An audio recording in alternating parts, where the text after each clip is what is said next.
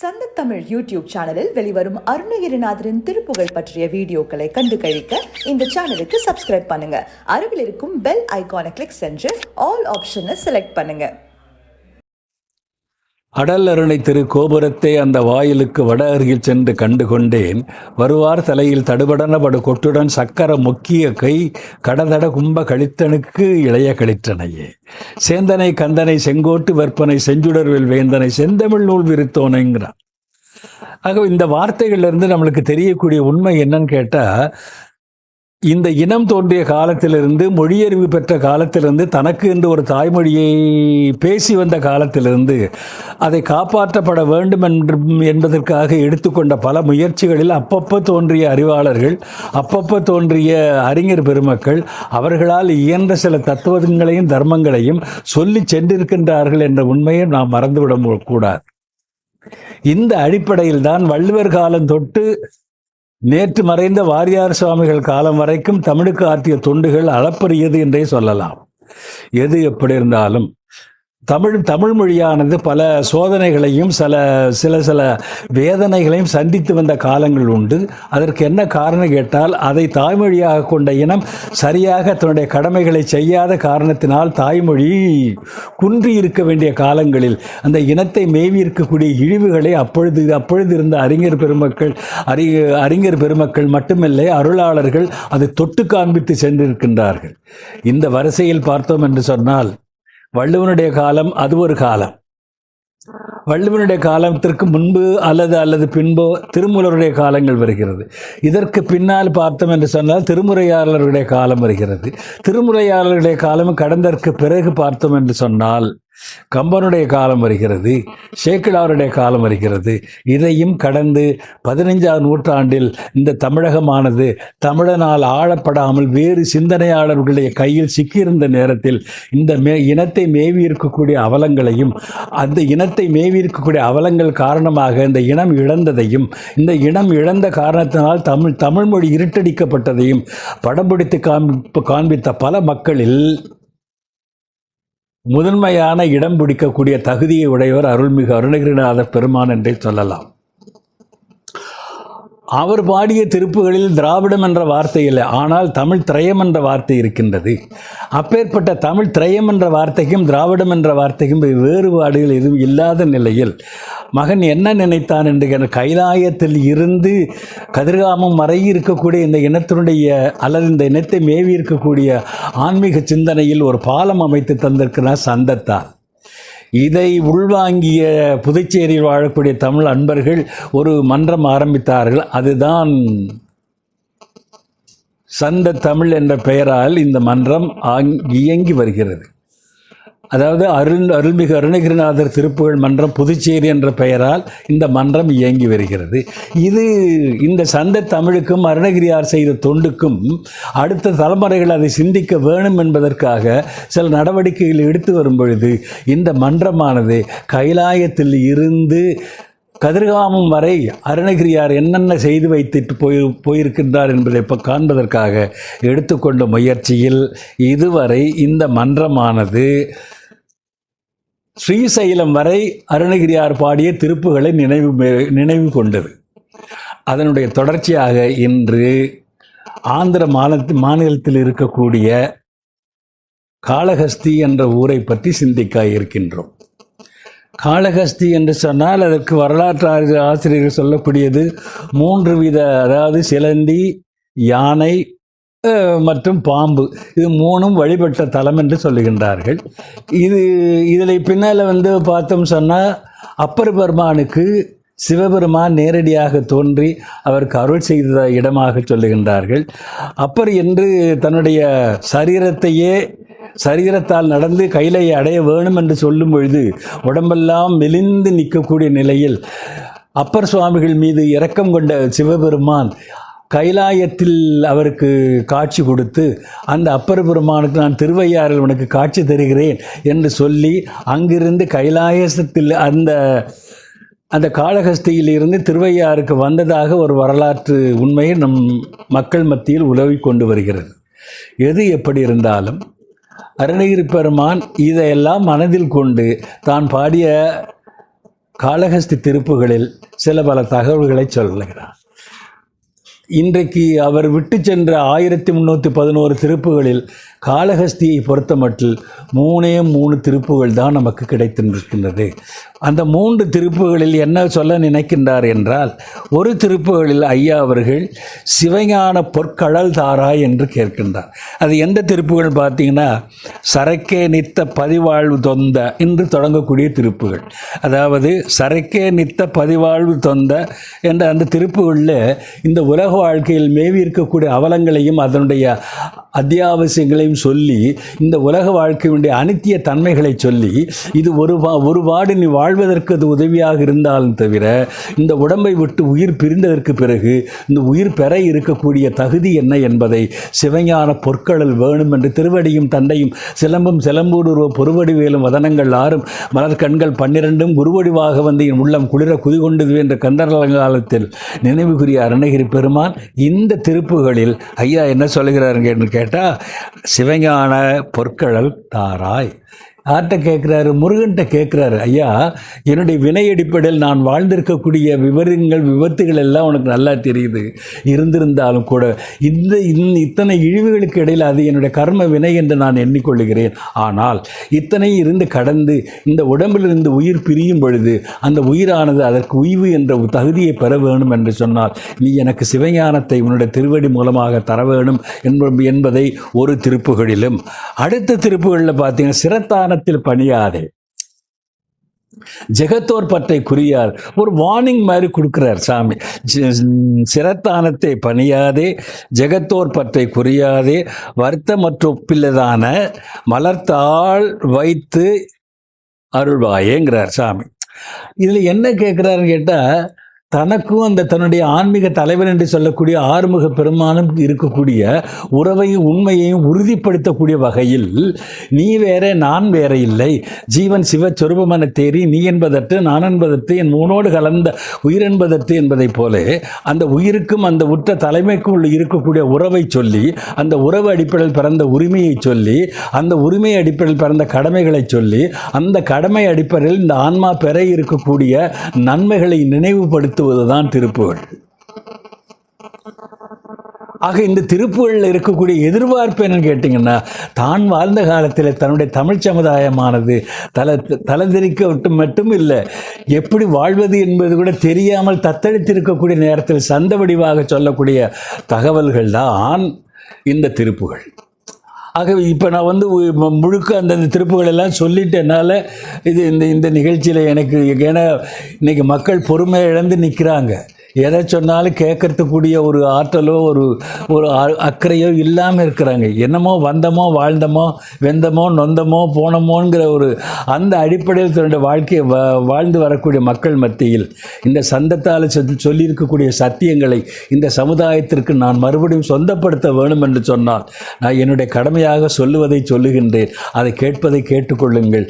அதனால் நன்மை அடையக்கூடிய மக்கள் நன்மை அடைய வேண்டும் என்பதற்காகத்தான் எந்தவித எதிர்பார்ப்பும் இல்லாமல் எங்களுடைய புதுச்சேரி மன்றமானது தன்னுடைய கடமையை செய்து வருகிறது.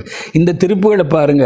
சிரத்தானத்தில் பணியாதே, ஜெகத்தோர் பற்றை குறியாதே, வருத்தமற்றும் பிள்ளதான மலர்த்தால் வைத்து இணையாழ்வாய், நிறுத்தா கர்த்தா தத்துவ நேசா, நினைத்தார் சித்தத்து உறைவோனே, திருத்தால் முத்தற்கு அருள்வோனே, திருக்காலத்தி பெருமாளே. இந்த ஒரு சின்ன திருப்புகள். நீங்கள் காளஹஸ்திக்கு போனீங்கன்னு சொன்னால் அந்த நுழைவாயிலேயே இந்த திருப்புகளை அங்கே ஏதோ ஒரு நண்பர் அங்கே செதுக்கி வச்சுருக்கிறார் இந்த திருப்புகளை. நான் காளஹஸ்திக்கு போகிறப்போ இந்த திருப்புகளை படித்து பார்த்துட்டு எனக்கு ஒரே சந்தோஷம். ஏன்னு கேட்டிங்கன்னா, இப்படியே ஏற்கனவே தமிழ் சமுதாயத்தை வந்து ஆந்திர மாநிலத்தில் இருக்கக்கூடிய அந்த காளஹஸ்தியில் ஐயா அருணகிரியார் பாடிய ஒரு திருப்புகளை ஏதோ ஒரு புண்ணியவான் எழுதி வச்சிருக்கிறானேன்ட்டு அந்த மகனுடைய நன்றி கடனாக அதை நான் ஆனந்த கண்ணீரோடு அந்த திருப்புகளை படித்தேன். இந்த திருப்புகளில் என்ன ஒரு தகவல் சொல்கிறார் தெரியுமா? நினைத்தார் சித்தத்து உறைவோனேங்கிறார். இந்த ஒரு வரி இருக்குது, இது கோடி பேரும் இந்த ஒரு வரி. நினைத்தார் அப்போ நினைப்பு என்பது எதோட வேலை? மனசோட வேலை. அதை இன்னைக்கு மனத்துக்கண் மாசிலன ஆதல்ங்கிறாங்க. அதாவது உன்னுடைய மனசு இருக்குது, அந்த கரணங்கள் அது ஒரு கருவி. அந்த கருவியை நீ பயன்படுத்துறதுனால கண்டதை மேய விட்டுட்டுன்னு சொன்னால் நீ உனக்குள்ளே இருக்கக்கூடிய உண்மைகளும் தன்மைகளும் நன்மைகளும் தெரிய முடியாமல் மறுபடியும் நீ மீண்டும் உழல வேண்டிய ஒரு நிர்பந்தத்துக்கு ஆளாகி விடுவாயே என்பதை வருத்தத்தோடு நினைத்தார் சித்தத்து உறைவோனே திருத்தால் முத்தற்கு அருள்வோனே திருக்காலத்தி பெருமாளே. அடுத்த பாருங்க, பங்கையனார் பெற்றிடும் சராசரம். இன்னொரு திருப்புகளில் பாருங்கள், ஒரு பெரிய திருப்புகள். இந்த திருப்புகளை கடைசியில் ஒரு தகவல் சொல்கிறாரு. என்ன ஒரு தகவல் சொல்கிறாரு?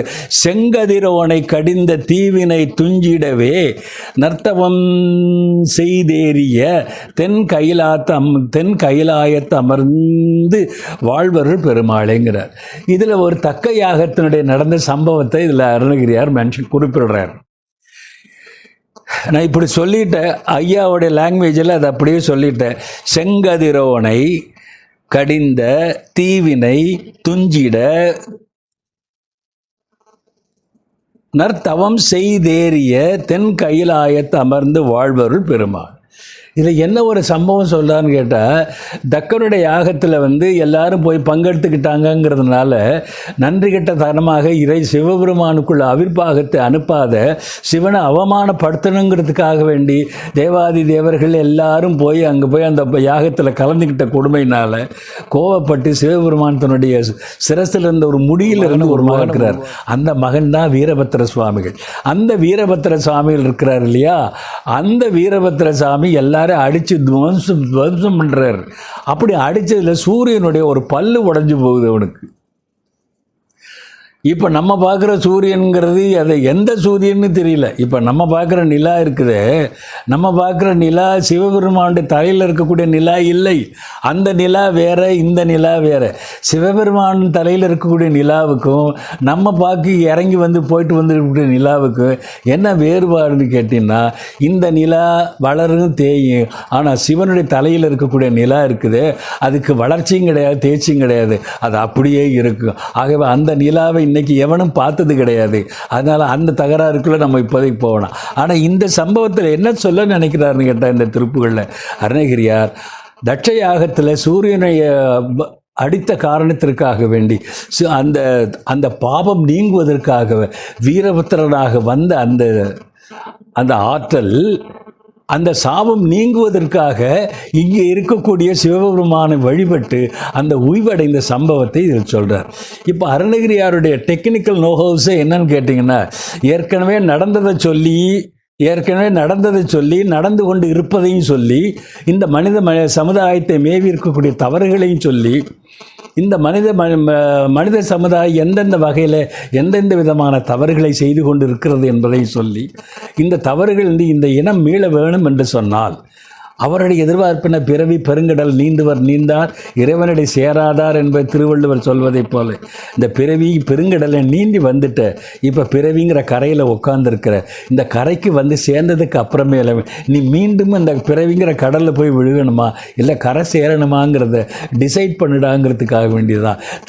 தன்னை எரிய தனக்கு ஒரு கேடு இல்லை, தன்னை அறியாமல் தானே கெடுகிறான், தன்னை அறியும் அறிவை அறிந்த பின்னர் தன்னை அர்ச்சிக்க தான் இருந்தான் என்பதைப் போல நீனு நானுமா ஏகபோகமாய் இருக்கும் வகையற இரவியோடு பிறவியற என்பதைப் போல ஆதியில் தமிழ் சமுதாயம் கண்ட தத்துவம் என்ன என்று கேட்டால், இறைவன் வேறு தான் வேறு என்று வேறுபடாத தத்துவத்தோடு வாழ்ந்த இனத்தில் ஒரு தலைமை, அந்த உண்மையோடு வாழ்ந்த இனத்தில் ஒரு தலைமை கற்பிக்க தான் வேறு இறைவன் வேறு என்று ஒரு செப்பரேட்டிசம் பேசுறதுனால வந்த சில பிரச்சனைகளில் மறுபடியும் ரீவேம்ப் பண்ணி அருணகிரி பெருமான் என்ன கேட்டால், மறுபடியும் இந்த இனத்தை மேவி இருக்கக்கூடிய அறியாமையிலிருந்து இந்த இனத்தை மீட்டெடுக்க வேணும் என்பதற்காக நடந்த சில சம்பவங்களையும் சொல்லி, இந்த மனித சமுதாயத்தில் இந்த மனித பிறப்பினுடைய இயல்புகளையும் சொல்லி, இதைத்தான் பங்கையனார் பெற்றிடும் சராச்சரம் அண்டமதாக திருப்புகள் என்ன சொல்கிறாரு, பண்பொழிந்து வாழாது, இனி யாருங்கிறத தெரிஞ்சு நீ வாழ்ந்துக்கோ, இந்த பிறப்புங்கிறத உனக்கு ஒரு இறைவன் தந்த வாய்ப்பு, அதனால் இதை விட்டுட்டு நீ என்ன செய்யணுங்கிறதையும் தான் பாடிய திருப்புகளில் அந்தந்த இடங்களில் அப்பொழுது எது தந்து அடியனை புறந்திட உனது அருளாலே. இந்த திருப்புகள் ஐயா அதைத்தான் சொல்கிறார். என்ன என்னை காப்பாற்றணும் முருகா, அருள் பாலித்து சிவபெருமானுடைய இடது பாகத்திலிருந்து சிலம்பணிந்த அழகிய ஆதி பெற்ற குழந்தைன்னு முருகனை அடையாளப்படுத்துகிற வேகத்தில் ஐயா என்ன சொல்ற, வேதனை படுவனாய் சோர்வடைந்து நோயும் வினையும் வந்து உடலை மூட அதனால் கலக்கமடையாத அறிவை தந்து அடியேனை காப்பாற்றுவாயாக. உன் திருவருள் பாலித்து இது என்ன இறைவனுடைய திருவருளை விரும்பி வேண்டி கேட்குறார். இதில் என்ன ஒரு அணுகுமுறை ஐயா கையாடுறான்னு கேட்டால், இந்த பார், நீ நான் எல்லாமே ஒன்று தான். ஆனால் இன்றைக்கி நான் எப்படி கேட்டால் ஒரு கிளாஸ் 4 மாதிரி இருக்கிறேன், நீ கலெக்டர் மாதிரி இருக்கிற கந்தா. ஆகவே என்னுடைய வேண்டுகோளை நான் நிறைவேற்றணும்னு சொன்னால் நிர்வாகியான ஒன்றிட்ட தான் நான் கேட்க முடியுமே தவிர, ஆனால் கலெக்டராக இருந்தாலும் சரி, மனுஷனாக இருந்தாலும் எல்லோரும் மனுஷங்க தான். அதே போல் நான் ஆன்மாவாக இருந்தாலும் சரி, நீ ஆண்டவனாக இருந்தாலும் சரி, இதை என்னை மேவி இருக்கக்கூடிய இழிவுகள் இருந்து என்னை காப்பாற்றுவது உன்னுடைய அருளால் என்ற காரணத்தினால், நீ செய்த அந்த அருளால் நீ காட்டக்கூடிய படைப்பினுடைய ஏற்றத்தாழ்வுகள், அதனுடைய எதிர்பார்ப்புகள் என்ன என்பதையும் சொல்லி, இந்த பிறப்பே ஒரு வாய்ப்பு என்பதை சொல்லி, நீ அருள் செய்த நீ ஆட்கொள்ள வேணும் என்ற ஒரு தத்துவங்களை